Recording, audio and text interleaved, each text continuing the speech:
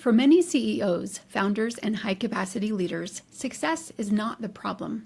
They know how to build, they know how to perform, and they know how to carry pressure. But what happens when the business keeps growing while the person underneath it quietly begins to burn out? In this conversation, Jasper Calcara shares what nearly 30 years of leadership and structural engineering taught him about success, pressure, and the hidden cracks that can form when we care for the business more intentionally than we care for ourselves. He built strong systems, he led teams, he created external success. But eventually, he had to ask a deeper question. Is the life I'm building strong enough to hold the weight I carry? This episode is for the leader who has achieved a lot of external success, but still senses there is something deeper asking for attention. Because fulfillment is not found in proving your worth or achieving more. It begins when we pause long enough to ask, who am I becoming while I build this? And what would it look like to build success that actually holds under pressure? Welcome to the Conquering FUDDD podcast. I am your host, Pennie Wilson, and today we have our guest, Jasper Calcara. So nice to have you here, and I would love for you to introduce yourself and give us background of where you're coming from. Yeah, so I'm a structural engineer. I've been running an engineering business that works throughout all of North America for 25, near 30 years, kind of at the top of our level of performance there consistently throughout. And it's been a super exciting career, very fulfilling, and taught me a lot. But unfortunately, what it taught me the most was that I just wasn't taking care of myself to the same level of intensity and care that I was the business. And I think a lot of business owners face that. So it resulted in a lot of challenges and loss in my personal life. And in rebuilding from that and learning the lessons and tools I use for my business applied so well to my personal life, I've just been really excited to share some of those lessons with people. Yeah, that is amazing. And I love that that's your CEO, you're successful on the side of business, but it really comes down to the way that we live internally that shows up externally. So I'm excited to be able to dig into your story and have the listener to be able to experience what that looks like from the inside. So take us Absolutely. back before I know that you've been through a journey, you've experienced some moments of pressure, right? And maybe where things didn't work out exactly the way you wanted. What did success look like for you before that point? Well, going to early days, I was always driven to be successful, and I didn't know why until later, what was really driving me. There were healthy and unhealthy drivers, but success for me really meant stability. And Ah, it meant stability financially, coming from a little bit of lack of stability in that space, and also my environment around me, also to prove myself in hmm. this world as being valuable and important. And I also love to do the things I always loved to build. When as a kid, I was always building, so I knew I wanted to build big things. So it was a lot of different things that drove me, but success was a very clear picture. I had an image in my mind, and I worked nonstop from childhood to reaching that success. And I found out later how lucky I was to have that vision so early, because so many talented people, it takes a while to find really what their journey is. So having not only that relentless drive towards a very specific future and working hard towards it and having some skills that helped, success meant the white picket fence, the house, the family, the Mm. successful business, all those things that a lot of people, dream about. Yeah, that's awesome. So a lot of the external stuff, right? Things that you Hmm. can Hmm. see and touch. Did you have any internal drivers that were healthy at that point, things that you wanted to create in the world, or what do you feel was the internal drivers? Yeah. So the healthy internal drivers is I've always loved to help people accomplish things and Mm. do more than they thought they can do. That's always been something I've enjoyed since a little kid. I was organizing others. I was creating games and opportunities to have fun. So fun was always a foundation. Hard work balanced with fun through everything I've ever done. So that's been a theme. I love to do that. I love to create and build important things. Like Mm. I realized, I didn't know it when I was younger, but very empathetic. So it really mattered how I made people feel. Oh, I realized I had an impact on the world around me and that I could either create a negative or a positive impact. So the positive drivers were all those things, creating teams, growing Mhm. and building purposeful systems. And then I always had a commitment to my actual employees. Like I want to, I always gave them a promise. When I would hire them, I said, this is going to take time to prove, but my goal is to make you feel like I care more about you and your personal well-being than what you can do for the business. Mm. And so having that as my core driver, was always kept me really grounded in terms of what I was trying to accomplish. So there was a lot of the healthy things that drove me. Wow, that's awesome. I love that you have a lot of those things that you noticed about you when you Mhm. were young. Where do you think that foundation came from for you? So essentially, my parents were both musicians, so there's a lot of creativity and a lot of Mm. music is joy, music is play. So I had a lot of that surrounding me, even though I was so serious, right? I was very, very, serious kid, but I always had that playful side of me. My dad was a little bit more on the playful side, as dads can be, the sports and things like that. And my mom was a lot more on the intellectual and connection side. She would make me talk about my feelings, and that those ended up being your core parts of how I've operated through my life, being able to express how I'm feeling and understand how I make people feel around me, but also that playfulness, that creative side of my upbringing has always shown itself, even though I'm an engineer, right? And I'm Mm. very, technical and system oriented. Play and creativity has always been a huge balance in everything I've tried to do. Wow, what an amazing balance. Because sometimes people say, I'm left brained or right brained. Do you feel like that's been a key contributor to your success? Yeah, I do. I don't think I understood or appreciated what a skill it was. I really, and how rare it was. And I really do thank, my those that helped me become who I am. And it's allowed me to really kind of address the difficult things in a healthier way, Yeah. right? Because when you just approach things in one way over a period of time, maybe you'll get lucky and you'll find success. But in most cases, you really need to try a lot of different things. You need to be very creative. You need to be uncomfortable. And that allowed me to bounce back and forth between very structured and consistent and Mhm. disciplined, which I think we all need, and then very creative and willing to take risks and get deep emotionally. So yeah, I have found that it is somewhat of a rare trait, and I have found to really appreciate and value that it's different. Yeah, that is actually incredible. And when it comes to innovation, I know with your work, Hmm. you do Hmm. things that have never been done before, things that are impossible, things that like everyone says, no, you can't do that, right? Yeah, yeah. How has that led into your ability to innovate in all of those situations, doing all things differently? Yeah, so one of my key issues is kind of having the Superman complex since I was a kid. Like I needed to do the impossible to prove that I was worthy. That's Mm. where the cracks started to show, this lack of self-worth that would show itself really, later. So I had the Superman thing that the bigger the better, even as a kid and all through my upbringing, but especially this line of work gave me a chance to be Superman almost every day. Every Wow. project with this new, really complex challenge that there was no rule book for.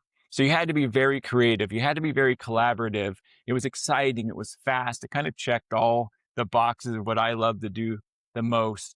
And and then also it was very difficult, Yeah. right? And I love a challenge. So it really just the fact was it fired on all these levels. And I was just so stubborn in terms of I would not take no of any kind for an answer. And what that meant was I was willing to do whatever it took. And in business, that meant if there was a challenge, I would either design and develop a solution, which I did in many ways, or I just go get the help that I needed. And Mhm. again, that parallels my personal life where I really wasn't doing the same. So, looking back at what made me so successful, at work, I'm always in that mindset of, wow, it's so parallel to all the things that we do sometimes in our personal life, how many of us are unwilling to ask for help, Yeah. right? How many of us really struggle with that? Mm. But I knew in solving those problems, the more complex, the more important it was to get the right tools, the right teams, and the right help to reach the finish line. And then we just resist that a lot in our personal life. Absolutely. Yeah. Asking for help as an entrepreneur, CEO of my own company. it's huge in the mindset of being able to collaborate. So can you break down the mindset for us? What would you help someone to see in that case? What does it look like to try to do things by yourself versus being in that mindset of collaboration? Yeah. So it was about trusting yourself. I've started talking and think about this a little bit more. And I tell people, look, building trust in yourself is just like building trust in anybody else, right? You have to be consistent. You have to follow through. You have to have the skills to accomplish what you've committed to accomplishing. And if you don't, you lose trust. So I learned to really trust myself on what I could accomplish and was going to always follow through on. Mhm. So that was the foundation. And then it was, okay, well, where are my weak points? Where do I need help? And what is the most efficient way to get that help? And then it's about communication. How do we communicate between all these different parties trying to accomplish something very complex, right? So it was always these three things: know yourself, know the team, the support, and then super, organized and collaborative effort where everybody checks their egos and they're like, this is what we're trying to accomplish. And Right. I just found that process, you know, was continually successful, and we could grow on it as things got more complex, right? You start to Mhm. push your limits, you grow, you see what didn't quite work, and you adjust. And Right. that's always fun, is the tinkering with process as a business owner, even as a person in your life. What does, what doesn't work, Yeah. and don't give up and keep trying. And don't, I always tell people, like, when things go wrong, that's a gift, right? Like, we'll do everything we can to avoid it. But when it goes wrong, like, don't get caught up in the shame and the anger and the regret, and then you shut down. It's like, what can we learn from this? Process those emotions. Like, that's important. Mhm. And then what can we learn from this to move on? And I just think I took every project, and I tried to get my team to take every project as, what can we learn from this to improve? I love it. That is such a success mindset going forward, focusing on the desired outcome, the collaboration, focusing on the strengths of the team, and that communication is so key. So, take us back to the moments when you started noticing the cracks in whatever situation came up, and what was that like, and what were the weak points that you had to deal with and face? Yeah, I think for a lot of us, it might be pretty common, is cracks oftentimes to show in our first relationships. Mm.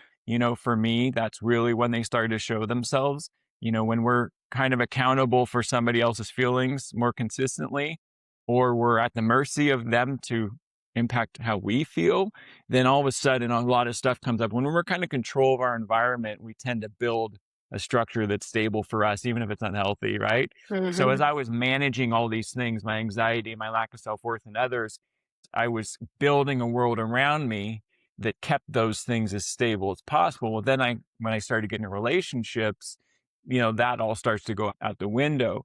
So I would behave in ways that I wasn't proud of, and I couldn't really understand or control myself. So I look back now, and I know I was just a kid, and I look back at anybody struggling and like, look, I just didn't have the tools then. Right. And, so I let go of that regret and that shame. But in those moments, it was just, for me, an inability to control my emotions. Mm. The anxiety, I care so much about somebody or something, and the fear of losing them, right? And the self-worth is needing constant affirmation, someone to love you so much because you don't love yourself. So those Mhm. things kept showing up in my personal life, but luckily I had such a beautiful and strong relationship that, those things didn't bring down everything immediately. And we built a beautiful life for many years. But those were the cracks that were showing. And it took me a long time I always say, to acknowledge them. I Mm. just painted over them. I hid them under my Superman suit. And it took me a long time to finally, acknowledge them and start to heal them. Mhm. You seem so confident, so successful. You recognized your, I would say, your purpose at a very early age. What would you say that you noticed in that moment of recognizing your cracks as your identity? What were the weak points that you've now been able to shift? What did you believe about yourself then that you were spiraling with anxiety? Yeah. So the reason I'm so passionate about trying to help people acknowledge their cracks early is both the engineering side, right? I see these buildings and bridges that serve a purpose and protect lives. and they need constant maintenance, which just keeps them strong. But they oftentimes need added strength for when something comes out of nowhere, an earthquake, a hurricane. So same things with us. Like we just keep adding weight over our life, and we have to become stronger or just barely hold on. But then something comes out of nowhere. For me, it was the loss of somebody very important to me. That was the first earthquake that almost knocked me over. Definitely did damage inside, but I stood strong. And then over the years, just that kept getting worse and worse. And then sadly, I lost my marriage. So that was when, I collapsed. And then I made not an effort, a commitment to rebuild my personal life with the same level of care. That's when I took off the suit and the armor and started to show my vulnerability, start to repair them. It was a very painful process, but I had, kids that I cared about, family, employees that I put ahead of what was keeping me back before. So, I don't want people to wait for the collapse, but in my case, it sadly had to happen, but that was the turning point in my life, is when I rebuilt from a place of healing versus just the same stubborn, process. Yeah, ignoring what's wrong. So we talked about in iteration and looking at what doesn't work and what does work. And I remember going through a divorce where I really had to break down all of those things. What did you decide during that process before you began to rebuild what didn't work or what did work? And what was that process like for you? Yeah. So what I decided was it came down to an actual process and a philosophy. And I realized when I looked at my business is that I had always committed to three core, I call them pillars, or right, the foundation of what I build off of. And I simplified it by calling it be good, do good, and evolve. And I always say, look, you can't be stable with just one of those or two, but three make a stable structure. And so I applied that exact same philosophy to that exact moment and that exact challenge. So at that moment, I started with be good, and be good in that moment meant finally acknowledging the cracks that I carried, that I just mentioned, the anxiety, lack of self-worth, forgiving myself, shedding shame, making sure I was committing to doing hard work, holding myself accountable, and controlling my ego. So that was the be good. Then I could do good, which is the next set of the framework, which is I'm committing to doing everything from now on in the best interest of my kids, my family, my employees, even my ex. So every time I would possibly stray due to being angry or embarrassed or whatever it was, as we all go through divorce, so many of us we feel that. We feel so angry and lost and hurt, and then you want to be destructive. And so every time I would head towards the destructive path, that commitment to them, the do good, would bring me back to in line. And then finally it was evolve, right? This critical third piece, which was in that moment meant to finally ask for help. As I mentioned, so hard for us, like truly ask for help for the first time ever. And to find the support system I needed, which was the right, therapist, and do the most difficult emotional healing I've ever done in my life. So it was all three of them had to be consistently committed to. So when I came out the other side of this, I was like, wow, this framework really works for almost anything that we face. And it was beautifully simple, but obviously incredibly complicated at the same time. Absolutely. Yeah, it sounds like you were really able to take those weaknesses, the heaviness, and transform it into what became your strengths, your values, your anchors that guided you toward making those decisions in the future. Beautiful. Thank you. Thank you for sharing all of that. I want to jump into what it looks like now as you're rebuilding, or maybe take us back to the beginning of rebuilding, how this looked for you as you began to live by the values. I'm particularly curious about what it looks like under pressure. I know that you face a lot of risk in your work and you do things. And what is that preparing of your mindset? Like a basketball player, he's going to, do his routine before he shoots his free throw. What do you do to prepare as you're going into moments of risk and pressure? Yeah. So in all of my career, I wasn't afraid of pressure. I wasn't afraid of risk. It was almost like I said, give me that spotlight, give me that ball, give me a chance to prove my self-worth. Also, I learned a million tools in that process because failure was not an option, especially in engineering, right? Your lives are on the line. So that's not an option. So in those cases, to get really motivated, it was like you had to believe in your skill set always, right? Like you truly have to. Mhm. I've put in the hard work, right? I worked for years and years and years, to go through the best schools, to get good grades, to, surround myself with incredible people, to do that extra amount of work. So, just like anybody, it's the extra reps is always going to be the foundation. So Mm. that's going to stabilize you in whatever you're ready to do. And then there's like finding joy. Like I was always about try to find fun and joy in whatever it is you're trying to do. And that always kind of calms me down, right? Mm. Because heck yeah, this is an opportunity to go prove myself and do something really exciting, collaborative with a team, with an outcome that's Mhm. beautiful. So that was a big part of it. Obviously, why am I doing this? Who am I doing this for? I've got Mm. family, I've got employees, I'm building something, right? So anytime it was about getting hyped, it wasn't that hard, right? Because Mm. I just knew what I was fighting for every day. I believed in myself, but I also could trust myself that no matter what came, I was disciplined enough to do it, right? To do whatever I had to do. So that was the trust piece. So then as I started to rebuild my personal life, a lot of those same things came into play, right? Like you have to take risks for the reward. Somebody asked me like, who are you?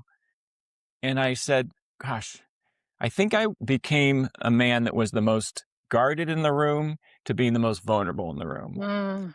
So when I'm the most vulnerable in the room, it just allows everybody else to bring down their guard and open up. And that felt so powerful to have a positive impact on the room around me that again inspired me to take risks, right?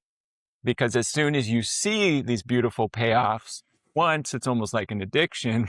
You're like, give me more. Mhm. It's for me, it made me feel I went through so much pain, and to be able to then transfer that into some semblance of healing for somebody else, you know. So I think people are willing to take risks when they know the payoff can be, so sweet.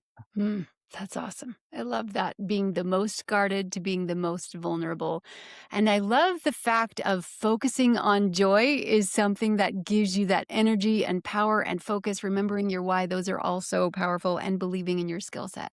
That's definitely the pieces that help you to ground into the identity of who you are, why you're there, what you're doing, and why you're making a difference and how you're fulfilling your purpose. I love that. That's awesome.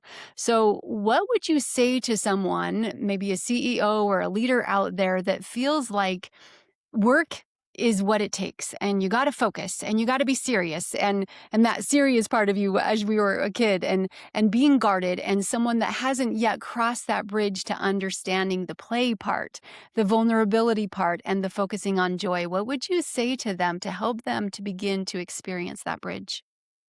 Yeah, I think I just really try to see each individual person like I see each individual project, right? It has its own level of complexities, and you need to start to peel those back. So I'm not going to give anybody a blanket answer other than to be vulnerable. There's certain steps we can all take. And the steps that I realized that were most powerful for me to find myself when I was feeling a little bit lost, or knowing that I was doing something unhealthy but not knowing how to improve it, was the two biggest things I've leaned into is taking space from that thing. And in many cases, business owners especially, they have a challenge, they just push harder. They just Mm. push harder against that wall. I found it takes space away from it and really allow that discomfort of being in that space. It'll bring a lot of answers, and then really go seek out discomfort. So I did that many times where I'd go find really uncomfortable situations and experiences that always made me grow. So Mm. those are just two like tangible steps you can do when you're stuck.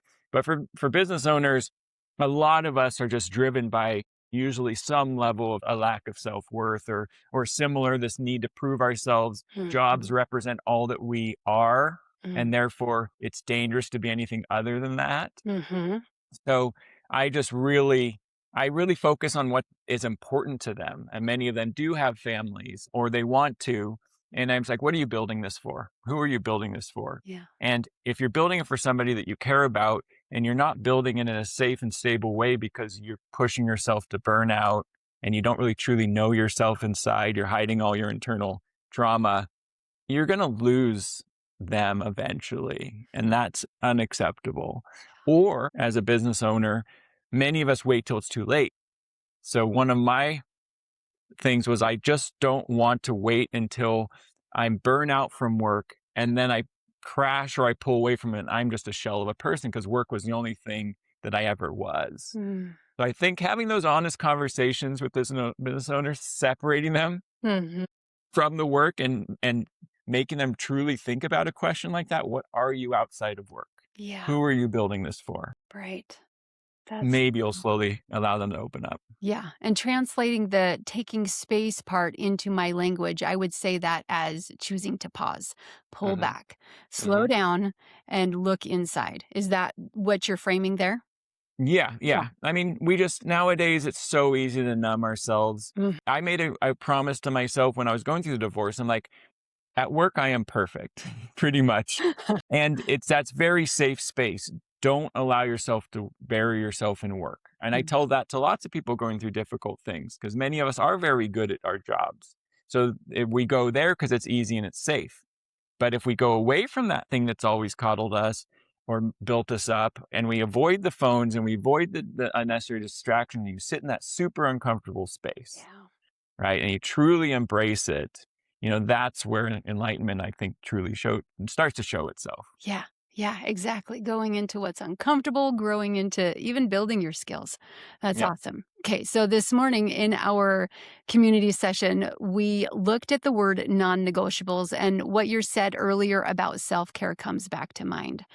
So, as someone that's quote unquote perfect at work, that you're on Yeah. point all the time, which you're very successful, what are the non negotiables for you as you prepare for your day when it comes to self care? Yeah. I think that it always came down to taking care of myself physically, or I need sleep. I need exercise. I need to feed myself a certain way to perform. Right. And so I think a lot of us are very in tune with that, but others, they'll sacrifice that for this outcome and they're truly undermining their ability to perform. So know your needs. So I always Mm. was being in touch with what I needed.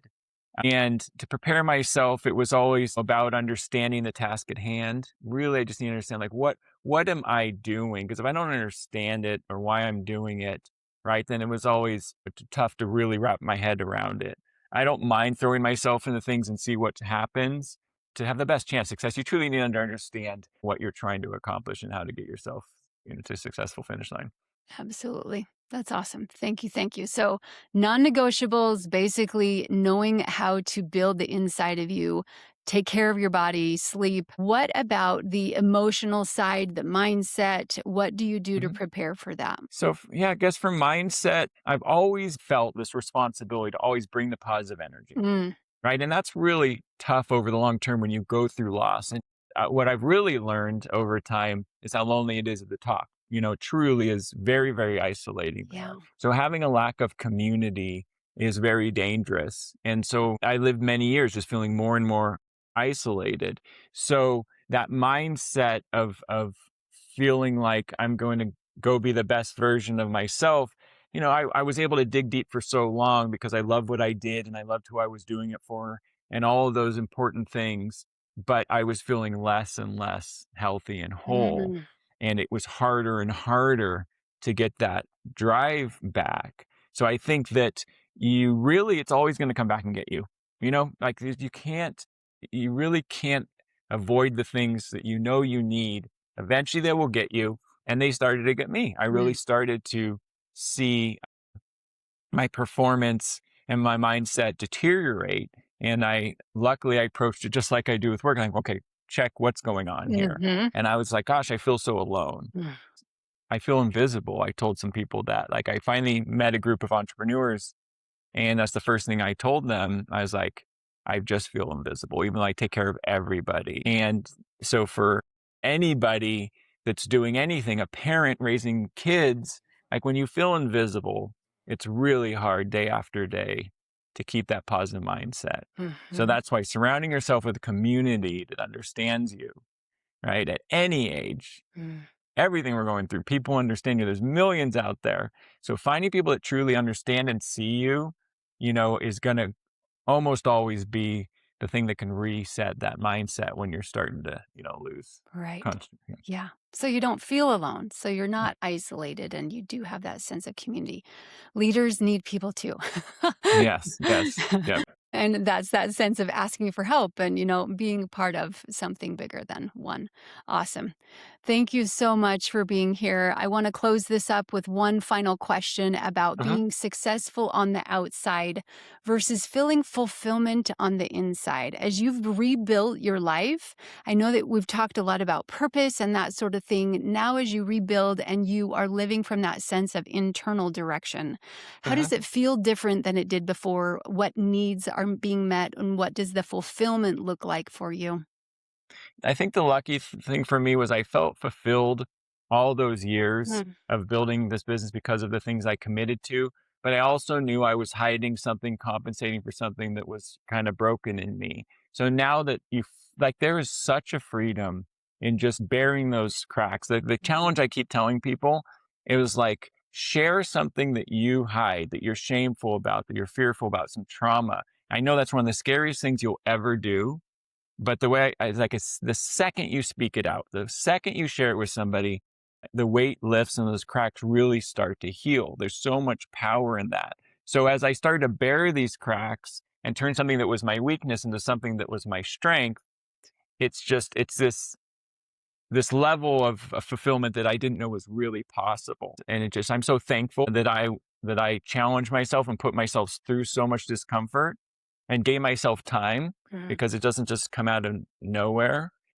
So when you do truly find the path, it's your path, and then it's just this weight that is lifted, because we all carry so much weight. Exactly. Yeah. And there's no more comparing at that point, no more proving, and just being you and living your Yeah. purpose. That's beautiful. Thank Yeah. you so much, Jasper. That's fantastic. Tell people where they can find you and anything that you would like to share. Yeah, you can definitely find me on socials and on the internet. So on Instagram, Jasper Calcara official, and then jaspercalcara.com are the two quickest ways, or LinkedIn if you search my name as well. So yeah, I'm just super excited to share some of my philosophy and help in any way I possibly can to inspire people to build healthier and more stable lives. And it's been an adventure, and I've loved talking to you about it. Ah, thank you so much. Yes, listeners, truly look for that voice inside that's guiding you to your purpose. I know it's quiet. I know sometimes it's hard to tune in, but the more that you can slow down and listen, it will guide you to that fulfillment and the things that you truly need. External success isn't necessarily going to bring happiness, but when you tune in and place yourself in things that are uncomfortable and truly step into living your purpose, you do find joy and fulfillment and those things that truly matter in life. So thank you so much for joining us today, and join us next time on Conquering FUD. This is your host, Pennie Wilson, signing off.